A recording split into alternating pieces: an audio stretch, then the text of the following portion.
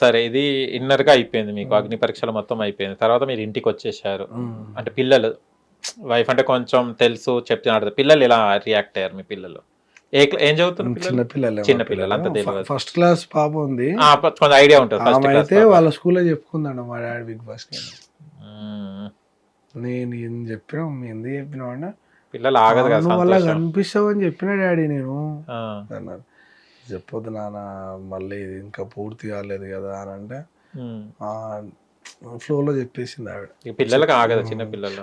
ఆమె చెప్పింది చూసి మా వైఫ్ కు మేడం ఫోన్ చేసి చెప్పి అడిగిందంట, ఇలా అంట కదా అంటే ఇంకా కాలేదు మేడం, అవుతున్నాడు పోయినాడు అని. ఆ పోయితే అయినట్టు అయితే మనం మా స్కూల్కి రావాలి మీరు అన్నాడు. ఎవరి అమ్మ నేను ఇంటికి వచ్చి నేను పని లేదా మీకు ఎందుకు అవన్నీ ఎప్పుడు డైరెక్ట్గా అంటే ఎంత దారుణంగా అంటే నేను 2 days బయటికి రాలే. ఎందుకంటే నాకు ఎలా చెప్పుకోవాలో అర్థం కాలేదు అసలుకి. ఎందుకంటే నేను వెళ్ళే రోజు నా కాలనీ మొత్తానికి తెలిసిపోయింది. ఇప్పుడు నేను బయట తిరిగే వ్యక్తిని, లొకాలిటీలో ఏదైనా జరిగినా నేను ముందు రియాక్ట్ అయ్యే వ్యక్తులలో నేను ఒకరిని. ఏదైనా జరిగితే సో నేను ఏదైనా చేస్తున్నా అంటే ఆటోమేటిక్గా నేను చెప్పకపోయినా బయట తెలుస్తూనే ఉంటుంది. సో మ్యాక్సిమం మా ఊరు సగం మంది తెలిసిపోయింది. నేను ఎంత సీక్రెట్గా మెయింటైన్ చేసినా కూడా గాలి ఒకరి నుంచి ఒకరికి పోతే ఓకే మ్యాక్సిమం 70% మందికి నేను తెలుసు మా ఊర్లో.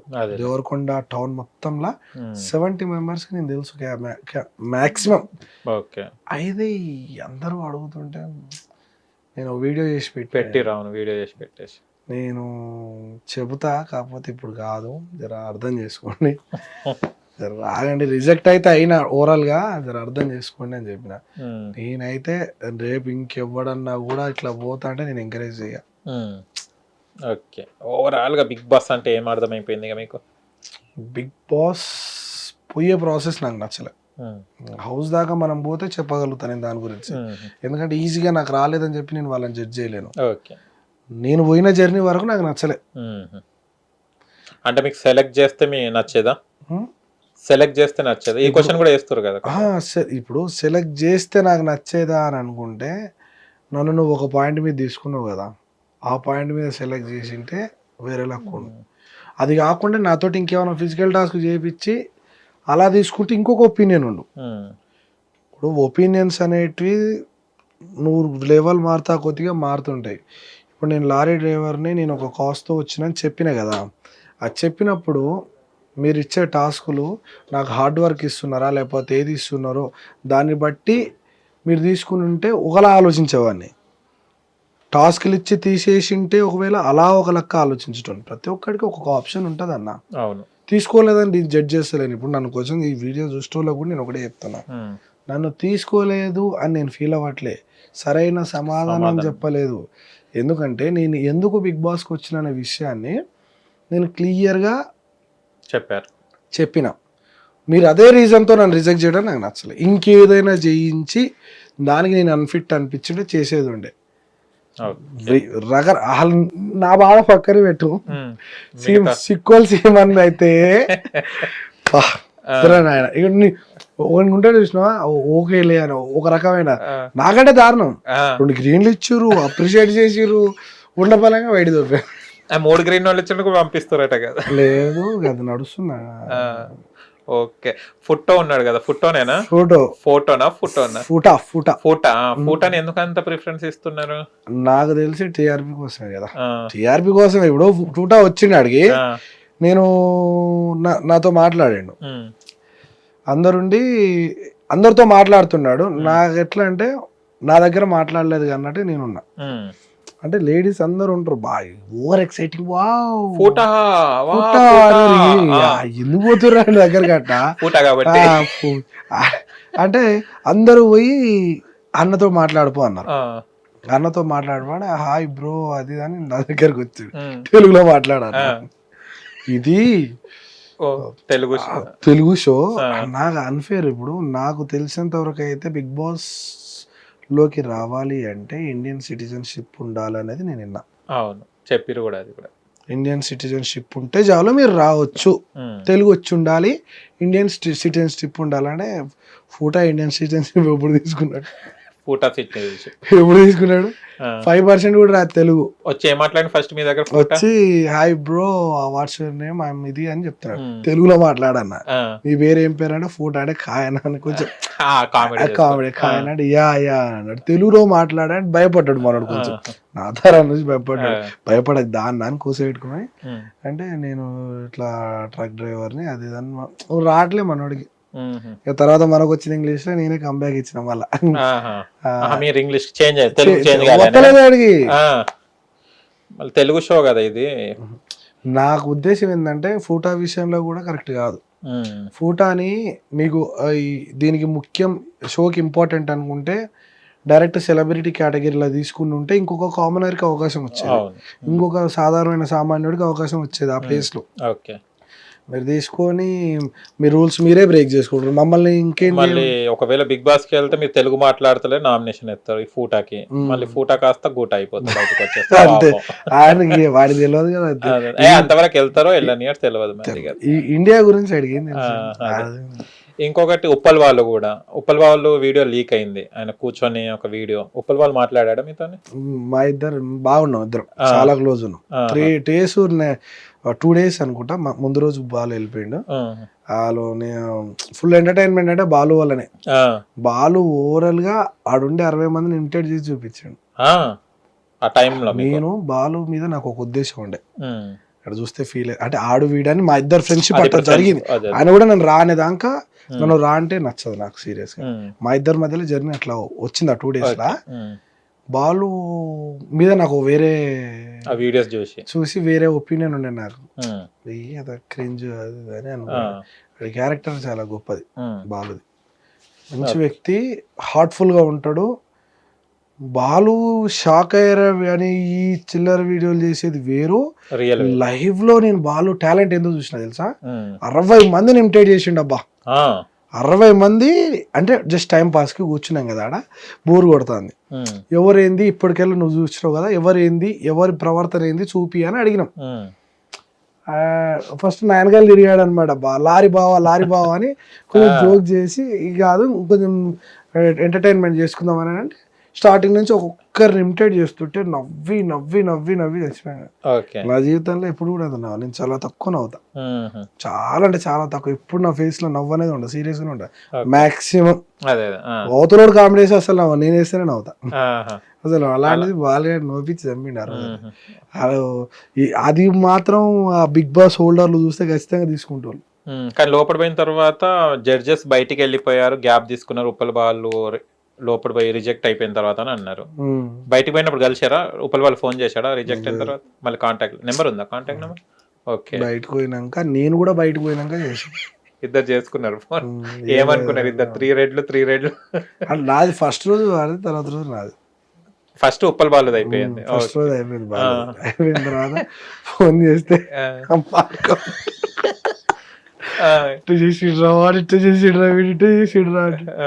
నాకు అయినా నేను వస్తారా ఖచ్చితంగా. మనోడికి ఇప్పటికీ ఆశ ఉంది. చెప్తారు వీడియోస్ లో కూడా చెప్తాడు.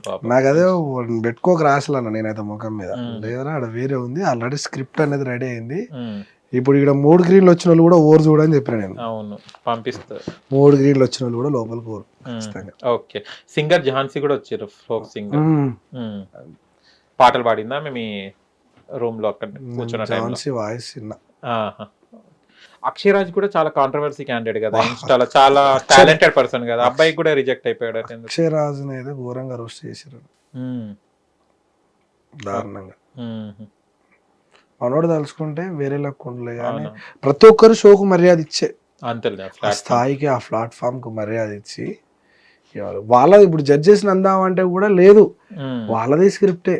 అదే కానీ అక్షయరాజ్ ఇప్పటికే ట్రెండింగ్ లో ఉంటాడు, ఏ టాపిక్ అయినా కూడా మాట్లాడుతుంటాడు. ఇది రాంగ్ ఇది. ఎందుకంటే ఇన్ఫ్లుయెన్సర్లని ఇప్పుడు బయట ఒక టాక్ నడుస్తుంది, ఇన్ఫ్లుయెన్సర్లే తీసుకున్నారు, ఇన్ఫ్లుయెన్స్ల కాడికే చేస్తున్నారు అంటే అది వేరే విషయం. ఎందుకంటే అక్షయరాజ్ కు ఆర్సీకే ట్రెండింగ్ లో ఉండదు తెలుసా.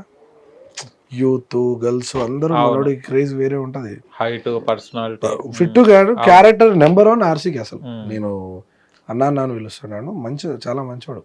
వెళ్ళొచ్చిన తర్వాత ఏమైంది? ఆర్సీ కూడా ఆర్సీ ముందైందా? ఆర్సీకేది మీద ముందు? ఆర్సీకే ముందైంది. ఓకే.